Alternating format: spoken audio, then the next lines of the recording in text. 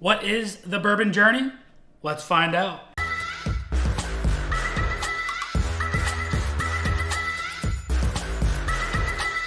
What is going on, everybody? Nathan here with the Everyday Drinker, bringing you guys a brand new video. Today we're going to go down what most bourbon drinkers go through on their bourbon journey. There are pretty much 5 steps in your bourbon journey from the very beginning to where you pretty much just mellow off and you have found your happiness.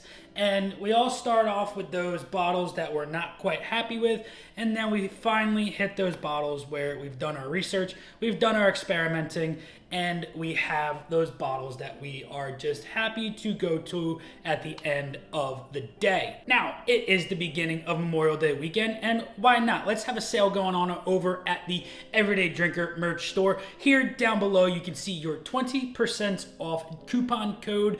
Use that code over at the store. Go get your Everyday Drinker merchandise. This hat that I am wearing has never been sold before for you all, but if you want a little bit of Everyday Drinker history, make sure you go on there, get yourself this hat, because this is most likely the only time that you yourself can be able to pick up this Everyday Drinker hat. But that's not all. As always, at 5,000 subscribers, I'm giving away this bottle of Blantons to one lucky subscriber. So make sure, if you're new, you're smashing that subscribe button so you get your chance to get entered into winning this bottle of Blantons. And as always, check out the Patreon down below. Fun stuff happens over there. But without further ado, let's get into the bourbon journey. Now, starting off with your bourbon journey, you always start off with most likely bad bottles of bourbon. Whether or not you go to the store and you start talking to somebody, they think they know what they're talking about, but they really don't. You say, hey, I've never really had bourbon before, but I'm looking for something that's not going to break the bank, you know, something that's under $20.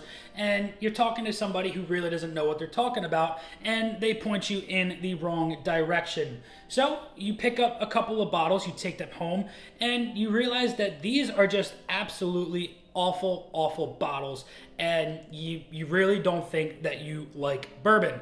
And there's also the small chance that you go to the store, you think you know what you know, but you really don't know anything, and you pick up a bottle that looks really cool, but it turns out that it is a barrel strength bottle of bourbon, single barrel, super hot, and you are thrown off, you are thrown into the wind, and you think your throat is going to catch on fire because you've never had anything that is this hot before going down your throat, and you think that this is going to be what every single bourbon is like, and you are torn down, and you think that you are just never going to like bourbon. Well, that's the first step, right? Most of us have gone through that. We think we know what we know. We really don't. And we do a little bit of research, right? We do a little bit of research, and we find bottles that people say are pretty good bottles of bourbon, whether you found them on YouTube, on Reddit, on Google, wherever you did your research. You've done your research and you found a couple of bottles that you are really interested in that are under that $30 mark. And you go to the store, you pick those bottles up, you bring them home, you crack it open,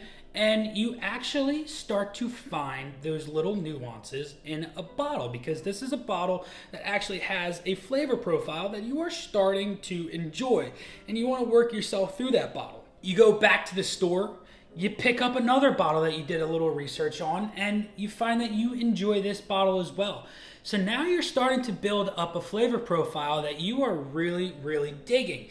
And you know, you do a little bit more research, and that research throws you in for a loop.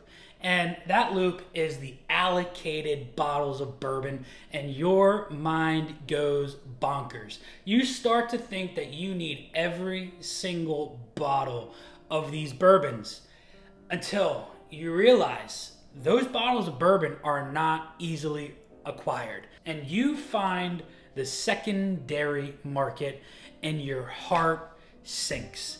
You see that these bottles that are usually sold for MSRP for $50 to sometimes $100 are pushing anywhere from $300 to $5,000. And you're just thinking to yourself, I'm never going to be as cool as these guys. One day, you start to get a couple of these bottles for that MSRP mark, and you start to be happy. You get the Staggs, you get an E.H. Taylor, whatever it may be, you get an Elijah Craig, you know, these smaller allocated bottles. You start to get your hands on them, and every so often, your collection starts to grow. And after your collection starts to grow, you start to dabble into the higher proof stuff, you start to dabble in finished stuff, you start to dabble into single barrel. You found a flavor profile, a palate profile that you think that you enjoy, but you want to step out a little bit because now you know how to enjoy bourbon from the very beginning. And with that, you start to step into those higher proof stuff, the single barrels, and you pick up a couple of them, right? You pick up a Blue Note, you pick up a Penelope Architect, you pick up an Old Forester single barrel barrel strengths, ones that people always talk highly about. You try them and you are actually intrigued and you enjoy these bourbons now. And with enjoying these bourbons, you are starting to grow your collection exponentially. Now this might take months, this might take years, this might take decades to start to grow your collection to where you find those happy bottles. And those happy bottles can be absolutely anything. They can be from the cheaper end of the spectrum all the way up to the allocated bottles that you have worked your tail off on to be able to acquire. You've done the research, you've done the hunting, you might have spent a little bit extra on these bottles, but you don't care. These are the bottles that make you the happiest. When you have them in your hand, you have a sip of these, your mind just goes into a happy place knowing that you have this bottle of bourbon. It's one that you want to share with people, a celebration pour, whatnot. These are the bottles that bring you the most cheer. If your bourbon journey was anything like that, let me know down in the comments because, well, that was pretty much my bourbon journey, and I am imagining it is a lot like yours. But if your bourbon journey was anything different, let me know down in the comments. Until next time, it's been Nathan with The Everyday Drinker. Make sure to go check out the store. Use that 20% off coupon. Check out the Patreon, and don't forget, subscribe. Until next time, it's been Nathan with The Everyday Drinker. Cheers.